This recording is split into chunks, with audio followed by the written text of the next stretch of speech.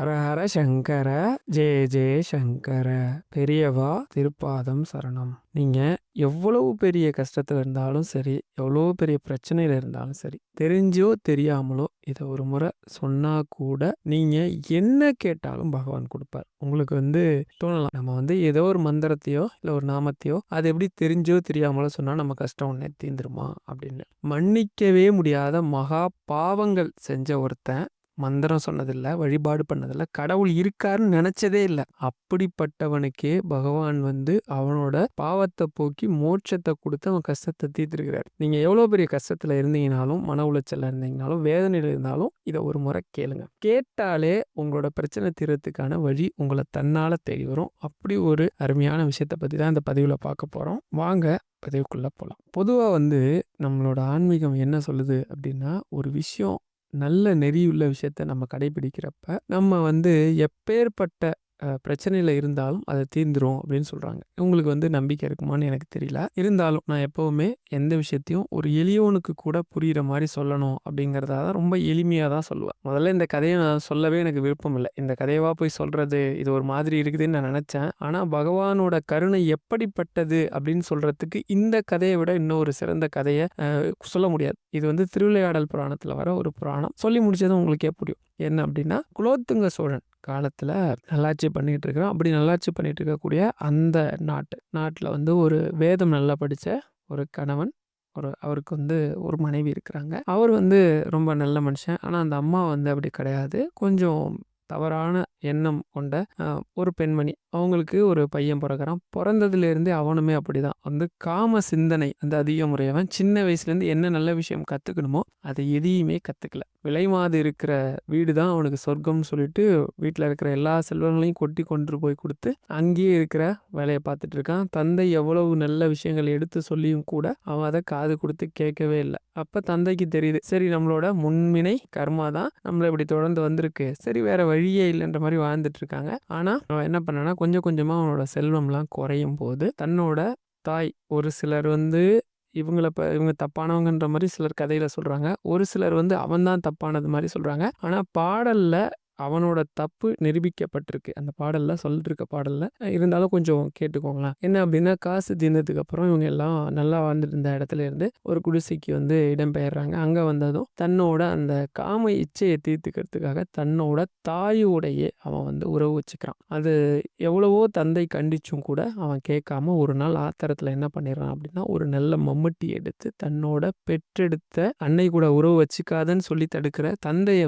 மம்முட்டியால வெட்டி கொன்னுட்டு எவ்வளவு பொருள் அங்க இருக்கோ அதை சுருட்டிக்கிட்டு தன்னோட தாயை அழைச்சிக்கிட்டு எங்க போறான், காட்டு வழியா வேற நாட்டுக்கு போயிடலாம். ஏன்னா மன்னன் எப்படின்னு தெரிஞ்சா கொலைக்கு தண்டனை கொடுத்துருவான்னு சொல்லி என்ன பண்றான், போயிட்டு இருக்கும்போது வேடுவர்கள், அதாவது வேடுவர்கள் கிடையாது, கல்வர்கள் திருடுவாங்க இல்லையா, அவங்கள்ட்ட போய் மாட்டிக்கிறாங்க. அவங்க என்ன பண்ணுறாங்க, இவங்கள்ட்ட இருக்கிற பொன் பொருள் எல்லாத்தையும் பிடுங்கிக்கிட்டு அந்த அன்னை, அவள் கெட்ட குணமுடையவள்னு ஒரு சிலர் சொல்லுவாங்க, கதையில் வருது. ஒரு சிலர் அவன் வேற வழியே இல்லாமல் இவன் அவங்க அப்படி ஆக்கிட்டான்ற மாதிரி சொல்லுவாங்க. அவங்கள கவர்ந்துட்டு போயிடுறாங்க. போன உடனே என்ன ஆயிடுது அப்படின்னா, இவன் செஞ்ச பாவங்கள், பிரம்மகத்தி தோஷமா தந்தையை கொண்டான் இல்லையா, அந்த பாவம் இவனை பிடிச்சிக்குது. அதன் காரணமா இவன் என்ன ஆயிடுறான் அப்படின்னா, உடல் ரொம்ப மெலிஞ்சு உடம்பு ஃபுல்லா நோய். இதுதான் நோயின்னு சொல்ல முடியாத நோய். இவனை பார்க்குறவங்களாம் ஏளனமா பேசுறதும் திட்டுறதும் வஞ்சிக்கிறதும், ஒருவேளை சோறு கூட போடாம மூஞ்சில் அடிச்ச மாதிரி இது பண்றதும் பார்த்தா இவனால வாழ்க்கையை நொந்து வாழ்றான். 1 வருஷம் 2 வருஷம் இல்லை, பல வருடங்கள் இப்படிதான் போகுது. அவன் வாழ்ற ஒவ்வொரு வாழ்க்கையும் நான் என்ன செய்ய போறேன்,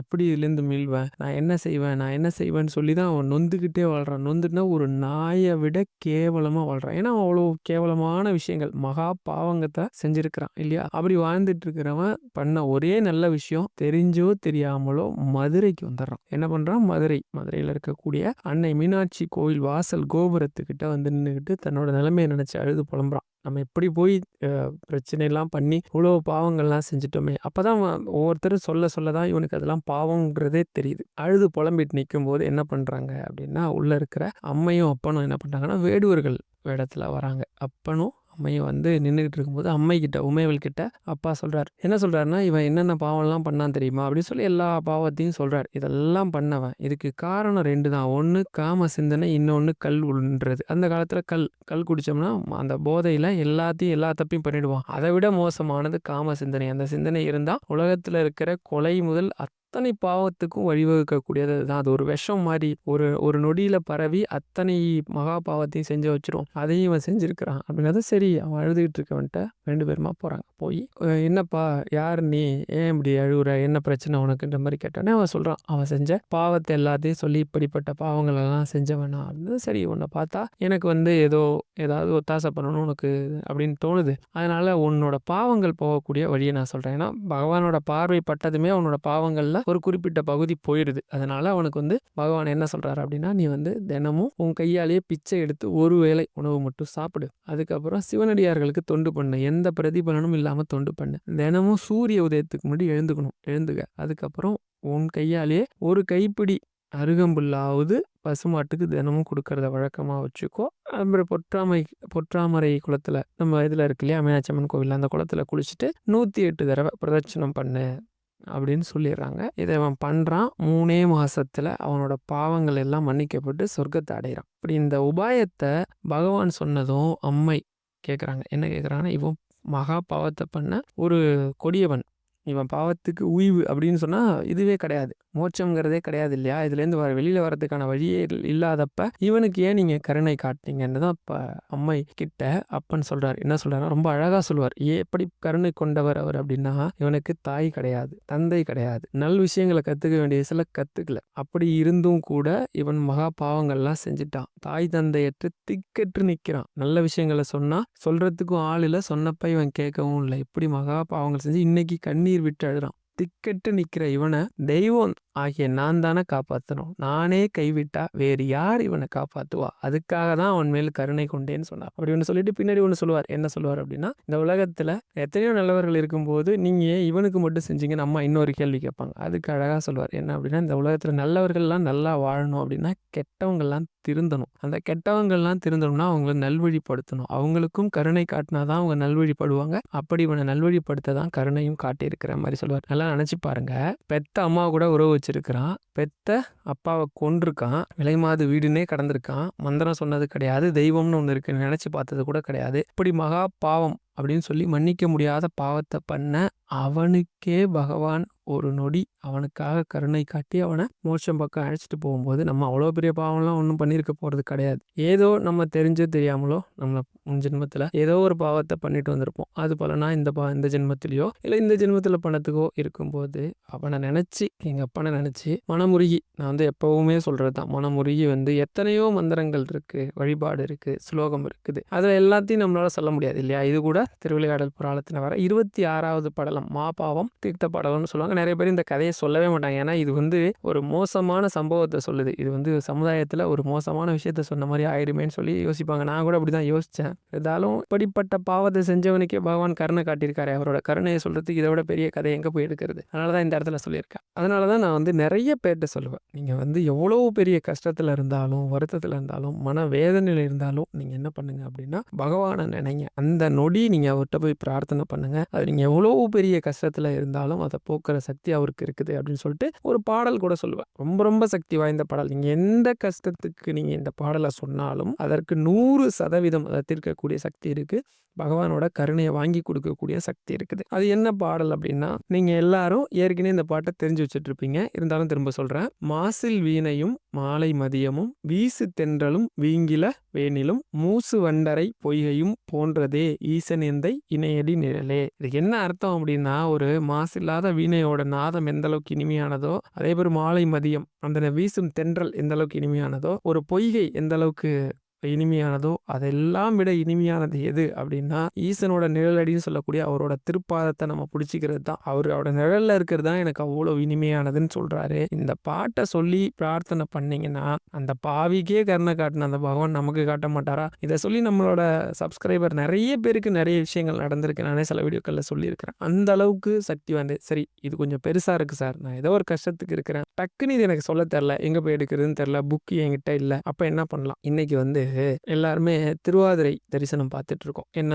திருவாதிரை தரிசனம் அப்படின்னா, ஆருத்ரா தரிசனம் அப்படி சொன்னாதான் நிறைய பேருக்கு தெரியும். ஆருத்ரானா திருவாதிரைன்னு அர்த்தம். இந்த ஆருத்ரா தரிசனம் ஏன் வந்தது அப்படி சொல்லிட்டு அதை அப்புறமா சொல்றேன். இந்த ஆருத்ரா தரிசனம் ஒன்றும் கிடையாது. இந்த வேத வேள்விகள்லாம் வளர்க்குற வேதவங்கள்லாம் படித்தவங்களாம் இருக்கிறாங்களே, எல்லாரையும் சொல்லலாம், ஒரு சிலர் இருக்கிறாங்களே, அந்த காலத்தில் இருந்திருக்கிறாங்க. என்ன பண்ணியிருக்கிறாங்கன்னா, கடவுள்னே ஒருத்தர் கிடையாது. யாருக்கு? கடவுள்னே ஒருத்தர் கிடையவே கிடையாது. நம்மளோட கர்மத்த சரியா செஞ்சா எல்லாம் நல்லதா நடக்கும்னு சொல்லிட்டு என்ன பண்றாங்க அப்படின்னா, அத வந்து கடவுள நிந்திச்சு ஒரு யாகம் வளர்க்குறாங்க. ஒரு யாகம் வளர்த்து அந்த யாகத்திட்ட பலன அடையறதுக்கு முயற்சி பண்றாங்க. அப்ப என்ன பண்றாருன்னா, இவங்களோட இந்த அகந்தைய போக்கணும் அப்படின்னு சொல்லிட்டு என்ன பண்றாரு? சிவபெருமான் வந்து ஒரு பிச்சாடனர். அது ஏதாவது பிச்சை எடுக்கக்கூடிய நபர் மாரி ஒரு வேஷம் போட்டுக்கிட்டு வராரு. வந்து நேரா பிச்சை கேட்குறாரு. இவங்க வந்து பிச்சை தரல. பிச்சை தராம விரட்டி விடுறாங்க. அவரு விடுறதா இல்ல. அவரு திரும்ப திரும்ப திரும்ப திரும்ப வந்து எப்படியாவது பிச்சை வாங்கி ஆகணும்னு சொல்லி பிச்சை கேட்குறாரு. இவங்களுக்கு வந்து என்ன பண்றாங்கன்னா, கோவம் வந்தது. கோவம் வந்து சில பொருட்கள அந்த பிச்சாடனர் ரூபத்துல இருக்கக்கூடிய சிவபெருமான் மேல ஏவுறாங்க. அதுதான் வந்து மதம் கொண்ட யானை, மான் மடு, அதுக்கப்புறம் முயலகன், நெருப்பு இந்த மாரி 5 பொருட்கள் அனுப்பிடுவாங்க. அனுப்புன மதம் கொண்ட யானைய பகவான் என்ன பண்ணுவாரு? கொன்னுடுவாரு. கொன்னுட்டு அதுக்கப்புறம் அந்த முயலகன் மேல தான் நடனம் ஆடுவாரு. மான் மடுவ வந்து ஏந்திக்கிறாரு. அதுக்கப்புறம் தீய வந்து ஏந்திக்கிறாரு. இந்த மாரி வந்து அவங்க அனுப்புன எல்லா பொருளையும் பகவான் ஜெயிச்சு, அதுக்கப்புறம் பகவான் நான் தான், கடவுள் நான் இருக்கிறேன் அப்படின்னு சொல்லி ஒரு தாண்டவம் ஆடுனது தான் ஆருத்ரா தரிசனம். இவங்களோட கொட்டத்த அடக்கி அவங்களுக்கு தரிசனம் குடுத்தது தான் ஆருத்ரா தரிசனம் அப்படின்னு சொல்லுவாங்க. இந்த ஆருத்ரா தரிசனத்த நம்ம வந்து மார்கழி மாசம் திருவாதிரையில இது நடந்ததால, பகவான் வந்து இன்னைக்கு சிதம்பரத்துல ரொம்ப விசேஷமா நடக்கும். எனக்கு சொந்த ஊர் பக்கத்துல இருக்கு சிதம்பரம். பகவான் அந்த குடுப்பை எனக்கு குடுக்கல. இன்னொரு தடவ போனா போய் பார்த்துடலாம்னு வச்சுக்கோங்க. அது என்ன அப்டின்னா, அந்த மாரி இருக்கக்கூடிய மக்களையும் பகவான் வந்து தன்னோட கொட்டத்த அடக்கிறதுக்காக வர்றதுண்டு. ஆனா, நம்மள மாரி எளிய மக்களோட பிரச்சனை மனசுல நெனச்சா அத போக்குறதுக்கும் வரதுண்டு. இப்ப நான் முதல்லயே சொன்னேன். இந்த பாட்டெல்லாம் வந்து எனக்கு தெரியல, எனக்கு படிக்கலன்னா என்ன சார் பண்றது? ரொம்ப சிம்பிளான ஒண்ணு இருக்கு. 3 தலத்தோட பேரையும் 3 பேரையும் சொன்னா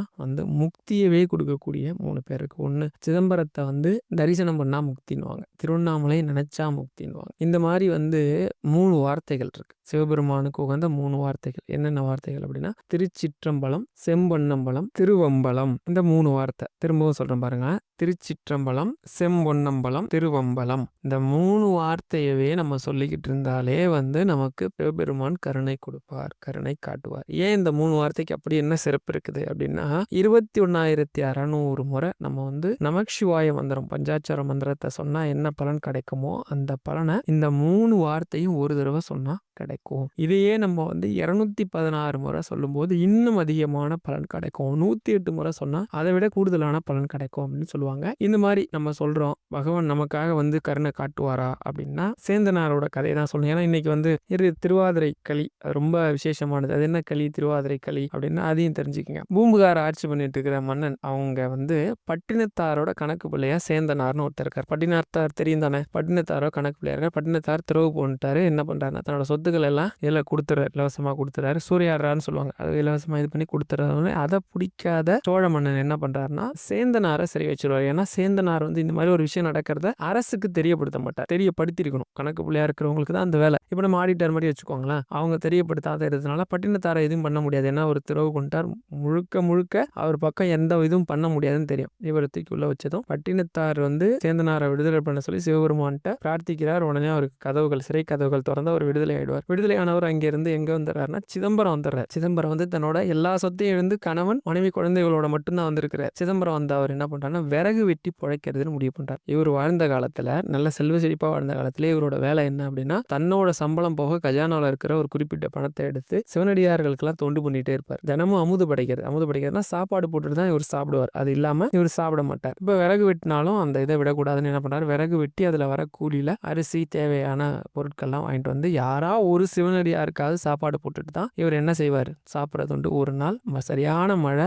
விறகு எதுவுமே விற்கல. இவர் என்ன பண்றாரு அப்படின்னா வேற வழியே இல்லாம களினா நீங்க நினைக்கிற மாதிரி களி கிடையாது. தன்னோட மனைவி வீட்டு வாசல்ல அந்த காலத்துல பச்சரிசி மாவுல கோலம் போடுறது தான் வழக்கம். இப்ப மாதிரி ஸ்டிக்கர்லாம் ஓட்டுறது இல்லைன்னு வச்சுக்கோங்க. அந்த களி அரிசி மாவுல இவங்க என்ன பண்றாங்கன்னா களி தயார் பண்றாங்க. தயார் பண்ணி அதையாவது யாராவது சிவனடியாருக்கு கொடுக்கலான்னு பார்த்தா பகவான் ரொம்ப சோதிக்கிறார். யாருமே வரல. பகவானே என்ன பண்றாரு, ஒரு சிவனடியார் ரூபத்துல வந்து அந்த களியை சாப்பிட கதவை தட்டுறார். தட்டினோடனே இவங்க கதவை திறந்தோடனே சரியான குளிர். சிவனடியார் வந்தது ரொம்ப சந்தோஷம் இருக்கு. ஏன்னா இவங்க இது வரைக்கும் சாப்பிடாமலே படுத்திருக்காங்க. களி ரெடி பண்ணி இருக்குது. ஆனா யாராவது ஒரு சிவனடியார் சாப்பிட்டாதான் மனைவி, குழந்தைங்க எல்லாரும் சாப்பிடுவாங்க, இவரும் சாப்பிடுவார். இப்போ இவங்க வந்தோடனே ரொம்ப சந்தோஷப்பட்டு உள்ள கூப்பிட்டு உபசரிச்சு அந்த களியை வந்து களிதான் இருக்குன்னு படைக்கிறாங்க. ரொம்ப சந்தோஷம், போடுங்கன்னு சொல்லி சாப்பிட்றாரு. சாப்பிட்ட உடனே மறுவேளைக்கு எனக்கு வந்து என்ன வேணும் அப்படின்னா ஒரு பாத்திரத்துல கொடுங்கன்றாரு. வாங்கிக்கிறார். இரவு அங்கேயே தூங்குறார். கொட்டும் பணியில மனைவி, குழந்தைகளோட சேர்ந்தனார் என்ன பண்றாரு, வெளியில வந்து படுத்துக்கிறார். பனி குளிர் உதறுது இருந்தாலும் பொறுத்துக்கிட்டு பரவால்ல ஒரு சிவனடியாருக்கு கொடுக்க வேண்டிய மரியாதையை நம்ம குடுக்கணும்னு சொல்லி இருந்துர்றாரு. கரெக்ட்டா என்ன ஆகுதுன்னா, அன்னைக்கு கனவுல சோழ மன்னனோட கனவுல போயிட்டு ஏன்னா அன்னைக்கு நைட் வந்து இது படைக்கிறது அவரோட வழக்கம். படைக்க வரும்போது அவரோட கனவு படைக்க வேண்டிய படைகளுக்கு நான் வந்து இங்க என்னோட பக்தன். இவர் வீட்ல சாப்பிட்டதே வந்து களியே திருப்தியா இருக்கு. மறுவேளைக்கு களியும் நான் எடுத்துட்டு வந்துட்டேன். எனக்கு இன்னைக்கு அமுது வேண்டான்னு சொல்லிறாரு. இவருக்கு ஒரே குழப்பம். என்ன பகவான் இப்படி வந்து சொல்லிட்டாரேன்னு சொல்லிட்டு மறுநாள் போய் பார்த்தா என்ன நடக்குதுன்னா, கோவில் கருவறை கதவை திறக்கிறாங்க. திறந்தா பார்த்தா அங்க களி நிறைய சிதறி கிடக்கு. பகவான் மேல களி ஒட்டி இருக்குது. அதை பார்த்து பதறி போறாங்க. உடனே இந்த விஷயம் வந்து எங்க போயிடுது அப்படின்னா சோழ மன்னனுக்கு போகுது. அப்ப கனவுல பகவான் சொன்னது உண்மைதான். அது வந்து வெறும் கனவு கிடையாது. யார் அந்த சேந்தனார்னு தேடினா இவருக்கு ஒரே பயம். என்னன்னா பகவானுக்கு வந்து களி படைச்சிருக்கார் அப்படிங்கிறது அங்க போகாம கோவிலுக்குள்ள களி சிந்தி கிடக்கு. அதுக்கு சேந்தனார்னு ஒருத்தர் தான் காரணமா அப்படின்னு சொல்லி பரவறதை பார்த்து சேந்தனாருக்கு ஒரு சின்ன பயம். எங்க நம்மள தண்டிச்சிருவாரோ அப்படின்னு சொல்லி தன்னோட பேரை அவர் சொல்லிக்கலையா. ஒரு 2 தினங்கள்ல என்ன நடக்குதுன்னா திருவாதிரைக்கு வந்து தேரோட்டம். இன்னைக்கும் சிதம்பரத்துல திருவாதிரைக்கு வந்து தேரோட்டம் இருக்குது. நேத்து நடந்திருக்கும். ஓகேங்களா. அந்த தேரோட்டம் நடக்குது. அதுல என்ன வழக்கம் அப்படின்னா சோழ மன்னன் வடம் பிடிச்சி இழுத்துட்டு வருவாங்க. பின்னாடி மக்கள் அவங்க கூடயே சேர்ந்து தேர் இழுக்கிறது வழக்கம். அப்படி இழுத்துட்டு வரும்போது கரெக்டா சேந்தனார் வீட்டுக்கு முன்னாடி வந்ததும் மழை பெஞ்சிருக்கு இல்லையா. அந்த மழையில தேரோட சக்கரங்கள் ஆழ புதஞ்சிருச்சு. பட்டத்து யானை வச்சு இழுத்து கூட தேர் அசையல. அப்ப வந்து அசிரீரியா கேக்குது சேந்தனாரை பாட சொல்லி. அப்ப அவர் ஒரு பதிகம் பாடுவார். 13 பாடல் அடங்கிய பதிகத்தை பாடுவார். பாடின உடனே யாருமே இழுக்காமல் தேர் தன்னால முன்னுக்கு வரும். அப்பதான் தெரியும் இவர் தான் அந்த சேந்தனார் அப்படின்னு சொல்லிட்டு மன்னன் உட்பட அத்தனை மக்களும் விழுந்து அவருக்கு நமஸ்காரம் பண்ணாங்களாம். உண்மையிலேயே அவர் வந்து என்ன பண்ணாரு? போய் தவம் பண்ணாரா காட்டுல? இல்ல. சிவமந்திரத்தை வந்து பல கோடி முறை உட்கார்ந்து உச்சரிச்சாரா? இல்ல வழிபாடு பண்ணாரா? கிடையாது. நிறைய கோவில் கட்டி உள்ள உட்காந்து பூஜை பண்ணிட்டு இருந்தாரா? கிடையாது. நீங்க எல்லாம் அதாவது எத்தனையோ வழிமுறைகள் இருக்கு. இதெல்லாம் அப்ப தப்பா சார்னு கேட்டாதீங்க. இது எல்லாமே சரி. ஒவ்வொருத்தருக்கும் ஒரு ஒரு வழி. எனக்கு இட்லி பிடிக்கலாம், உங்களுக்கு தோசை பிடிக்கலாம், இன்னொருத்தருக்கு வந்து வேற ஏதோ ஒரு உணவு பிடிக்கலாம். எனக்கு பிடிச்சதான் உங்களுக்கு பிடிக்கணும்னு இல்லை. பகவான் அடைய பல கோடி வழிகள் இருக்கு. அதுல ரொம்ப எளிமையான வழிகள் எத்தனையோ இருக்கு. அதுல ஒரு வழி இன்னொரு உயிருக்கு உணவு கொடுக்கறது. அதுவும் சிவனடியாருக்கு தொண்டு பண்ணார். அப்படி தொண்டு பண்ணும்போது சிவபெருமானே நேர்ல வந்து என்ன பண்ணாரு? அவரோட பக்தியை மெச்சணும், உலகத்துக்கெல்லாம் காட்டணும் அப்படிங்கிறதுக்காக அவர் வீட்டில் களி சாப்பிட்டது மட்டும் இல்லாமல் அவரை பெருமையும் படுத்திட்டு போனார். அது மாதிரி நாம வந்து நம்மளால முடிஞ்ச ஏதாவது ஒரு உணவு யாருக்கோ ஒருத்தருக்கு அட்லீஸ்ட் முடியாட்டி கூட போடுற கோலத்தையாவது பச்சரிசி மாவில் போட்டு போங்க. ரொம்ப நல்லது. தினமும் உட்காந்துக்கிட்டு உங்க கஷ்டம் எப்பெல்லாம் மனசை உருக்குதோ மேலே சொன்ன மாதிரி மாசில் வினையும் பாட்டு தெரில சார். இந்த 3 பேருமே எனக்கு வரல. டக்குன்னு எனக்கு ஞாபகம் வரல. என்ன பண்ணலாம்? மெஸ்டிக் செல்வம் ஐயா அழகாக ஒன்று சொல்லியிருக்காங்க. எல்லா மந்திரத்துக்கும் நம்ம வந்து என்ன பண்ணணும் அப்படின்னா உபதேசம் வாங்கணும்னு ஒரு விதி இருக்குது. ஆனால் ஒரு சில மந்திரங்களுக்கு அது கிடையாது. அப்படி வந்து ஓம் சிவ சிவ ஓம் அப்படிங்கிற மந்திரத்தை நம்மளால் எத்தனை முறை உச்சரிக்க முடியுமோ அத்தனை முறை அதை வந்து அந்த மந்திரத்தோட பொருள் அறிஞ்சோ இல்லை இதை சொன்னால் பகவான் நம்ம கஷ்டத்தை தீர்ப்பார் நம்பிக்கையோடையோ நம்பிக்கை இல்லாமலோ வெறுமனே தெரிஞ்சோ தெரியாமலோ சொன்னால் கூட நான் மேலே சொன்ன என்னத்தையும் தான் சொல்கிறேன். சொன்னால் கூட அதுக்கு பலன் உண்டு. ஏன்னா நீங்கள் வந்து செஞ்ச புண்ணியத்தை கணக்கு நீங்கள் வச்சுக்கிறீங்களோ வச்சுக்கலையோ, பாவத்தை கணக்கு வச்சுக்கிறீங்களோ வச்சுக்கலையோ, பகவானோட ஏடுகளில் அது எழுதப்படுது. அப்படி நீங்க தெரியாம ஒரு மந்திரத்தை உச்சரித்தா கூட அது கூட பகவானோட ஏடுகள்ல புண்ணிய ஏடுகள்ல எழுதப்படுது. அது ரொம்ப முக்கியம். அந்த ஏடு புண்ணிய ஏட்டோட பக்கங்கள் அதிகமா இருக்கும்போது உங்களோட பாவங்களை தீர்க்க பகவானே நேர்ல வருவார். இந்த மகா பாதகனுக்கே வரும்போது ஏன் நமக்கு வரமாட்டார்? அதனால ஓம் சிவ சிவ ஓம். இதுல ஒரு ரகசியம் இருக்கு. என்ன அப்படின்னா சிவ சிவ அப்படின்னு 12 முறை சொன்னா நமசிவாயன்னு 108 முறை சொன்ன பலன் உண்டு. அதனாலதான் எல்லா சிவன் கோயிலும் நமசிவாயன்னு எழுதி போட்டிருக்காது. சிவத்துல போய் பாருங்க, சிவப்பு கலர் பெயிண்ட் அடிச்சிருக்கும். சிவப்பு கலர் பெயிண்ட்ல சிவ சிவன் எழுதியிருக்கும். ஏன் நமசிவாயன்னு எழுதல? நீங்க யாராச்சும் நினைச்சு பார்த்துறீங்களா? நமச்சிவாயனோ சிவாய நமனோ அங்க எழுதியிருக்காது. சிவசிவன்னு போட்டிருக்கும். அப்படி என்ன அர்த்தம் அப்படின்னா சிவ சிவ சிவசிவன்னு 12 முறை சொன்னோம்னா 108 முறை நமசிவாய சொன்னா புண்ணியம் கிடைக்கும். அதனாலதான் ஓம் சிவசிவ ஓம் ஐயா மிஸ்டிக் செல்வம் ஐயா சொல்லுவாங்க. 1,00,000 முறைக்கு மேல நீங்க அதை சொல்லிட்டீங்கன்னா பெரும் புண்ணியம் உங்களுக்கு வரும். பகவானே நேரடியாவோ சூட்சமமாவோ உங்க கூட பேசுவார். உங்களோட கஷ்டங்கள் எல்லாம் தீர்க்கிறார். முக்திக்கான வழியும் காட்டுவார்னு சொல்றாங்க. இது 100% உண்மை. ஐயா வாழ்ந்த காலத்துல இதை நிரூபிச்சிருக்கிறாங்கன்னு வச்சுக்கோங்க. ஏன் நான் இதெல்லாம் சொல்றேன் அப்படின்னா எல்லாரோட கஷ்டமும் தீர்றதுக்கு நம்ம என்ன நினைச்சிட்டு இருக்கோம்னா பெரிய பெரிய விஷயங்கள் நடந்தாதான் நம்ம கஷ்டம் தீரும்னு நினைச்சிட்டு இருக்கோம். அது உண்மை கிடையாது. சின்ன எளிமையான விஷயம் வந்து நம்மளோட பெரும் பாவத்தையும் அழிக்கும். பகவானை நம்ம பக்கத்துல கொண்டு வரும். பகவான் பக்கத்துல நம்மளை கொண்டு போகும். இது ரெண்டுமே வேற வேற. உங்களுக்கு பகவானை நம்ம பக்கத்துல கொண்டு வரதுக்கும் நம்ம பகவான் பக்கத்துல போறதுக்கும் வித்தியாசம் இருக்கு. அது புரியுதான்னு எனக்கு உங்களுக்கு தெரியல. அதாவது புண்டரீகன் அப்படின்னு ஒருத்தர் தான். அவனுக்கு என்ன தன் பாவங்களை போக்கிக்கக்கூடிய வழி என்ன அப்படின்னா காவேரியில ஸ்நானம் பண்ணா பாவம் போகும் அப்படின்னு சொல்றாங்க. உடனே இவன் என்ன பண்ணுறான்னா அவனோட ஊர்லேருந்து கிளம்பி நேராக எங்கே போகிறான்னா காசிக்கு போகிறான். நான் காவேரின்னு சொல்லிட்டேனோ, கங்கையில் வந்து நீராடினா பாவங்கள் போகும் அப்படின்னு சொல்லி காசிக்கு போகிறான். இப்போ மயிலும் டக்குன்னு ஏறணும், ட்ரெயினில் உட்காந்து போய் இறங்கிட முடியாதுல்ல. பாத யாத்திரையாக போயிட்டு இருக்கும்போது ஒரு வீட்டு திண்ணையில் படுத்திருக்கிறான். அது ஒரு ஆசிரமம், அவனுக்கு தெரியல, படுத்திருக்கிறான். அப்படி படுத்திருக்கும்போது சரியாக ஒரு 3 மணி போல் ரொம்ப கண்ணங்கரியர்னு முகமெல்லாம் சீழும் இதுமா பார்க்கவே விகாரமாக இருக்கக்கூடிய ஒரு 3 பெண்கள் அந்த ஆசிரமத்துக்குள்ளே போகிறாங்க. கொஞ்சம் நேரம் கழித்து அவங்க என்ன பண்ணுறாங்க அப்படின்னா, ஒவ்வொருத்தர் ஒரு பொருள் எடுத்துகிட்டு வந்து வீடு கூட்டுறாங்க, அந்த வாசல் தெருக்கி கோலம் போடுறாங்க. இந்த மாதிரி ஒரு சில வேலைகள்லாம் செஞ்சுட்டு கொஞ்சம் நேரம் கழித்து திரும்ப உள்ளே போகிறாங்க. உள்ளே போயிட்டு கொஞ்சம் நேரம் கழித்து திரும்ப வரும்போது 3 தேவதைகளாக ஜொலிக்கக்கூடிய நபராக வராங்க. இப்படி வெளியே வர அந்த 3 பேரையும் அவன் தடுத்து நிறுத்துறான். ஏன்னா உள்ளே வேலை செய்கிறதால இவனுக்கு தூக்கம் வரல, நைட்டு தூக்கம். தடுத்து நிறுத்தி இப்போ ஒரு 3 பேர் பார்க்கவே விகாரமாக போனாங்க. ஆனால் அவங்கெல்லாம் வந்து கண்கடுத்து கூட பார்க்க முடியல. ஆனால் நீங்கள் 3 பேர் ரொம்ப அழகாக வரீங்க, நீங்கள் யார் அவங்க யாருன்னு கேட்டோம்னா அந்த 3 பேர் தான் நாங்கள். என்ன சொல்கிறீங்க அப்படின்னா புனித நதிகள் பேரை சொல்கிறாங்க. அதாவது கங்கை, யமுனை, சரஸ்வதி, இந்த மாதிரி நதிகள் பேரை சொல்லி அந்த 3 நதிகளும் நாங்கள் தான். மக்கள்லாம் பாவத்தை கொண்டு வந்து எங்கள் மேலே போட்டுறதால எங்கள் பாவத்தின் ரூபத்தை தான் நீங்கள் முதல்ல விகாரமாக இருந்ததை பார்த்தீங்க. உள்ளே இருக்கிற ஒரு முனிவர் இருக்கிறார் இந்த ஆசிரமத்தில், அவருக்கு தொண்டு பண்ணி எங்கள் பாவத்தை கழிச்சிக்கிட்டு வெளியில் இதோ எங்களோட உண்மையான ரூபத்தில் போயிட்டு இருக்கிறோம் அப்படின்னாங்களா. ஐயோ, அப்படி